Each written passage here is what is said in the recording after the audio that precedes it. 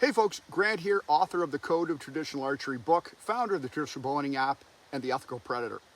Matching arrows to a traditional bow involves considering several factors to ensure a harmonious combination, and here's some general guidelines to help you problem solve. First of all, remember the big difference between a compound and a traditional bow with arrow tuning is it will be tuning the compound to the arrow, and with the traditional bow, the arrow to the bow. First, determine your draw weight and length. Measure your draw weight using a bow scale or have a friend assist you. You may be able to ballpark this if your draw length is around 28 inches, as most bows are tilleted and marked to their draw weight at the AMO or Archery Manufacturers Organization standard of 28 inches. Measure your draw length from the nock point where the arrow rests to the back of the bow. If you're coming from a wheel bow, you will likely lose up to a full inch or more of draw length shooting traditional.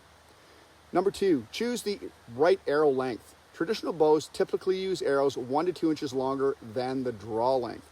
Now, this is all tuning and subtle nuances to tuning, but select the appropriate arrow spine or stiffness.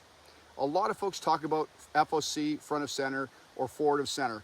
But for new folks, this can lead to a lot of tuning issues, and I found this all the time when I'm coaching and mentoring folks. Spine matters. I care less about FOC than I do a generally heavy arrow that flies well off the bow I'm shooting. It's all about arrow placement. Match the arrow spine to your draw weight. Lighter draw weights, 15 to 30 pounds, generally use a weaker spine, less stiff.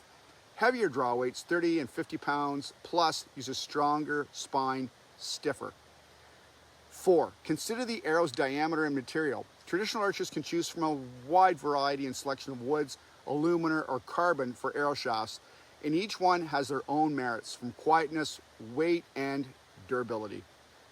Number 5, match the arrow's point weight and fletching, and be sure that your target points match the weight of your choice of broadheads as well, i.e. your point needs to match. Fletching, I like natural feathers. These feathers are from Josh Eckerling from Wild Fletching, and he creates some amazing natural barred turkey quills to choose from. I like 5-inch long parabolic cuts with 3 5-inch feathers. They're very stable and quiet. 6, check the arrow's straightness and consistency. Inspect the arrow for straightness and evenness, even if you're using wood or aluminum, and be sure to check carbon arrows for damage before shooting. Number 7, test the arrows. Shoot a few arrows to ensure they fly consistently and accurately, and I personally do like to bare shaft test my arrows. Some don't. I know some of my buddies just ballpark it and it works for them. To each his own, which is really the beauty of traditional archery. Remember, traditional bowhunting emphasizes harmony between the bow, arrow, and the archer. Experiment and fine-tune your setup to find the perfect match for your traditional bow.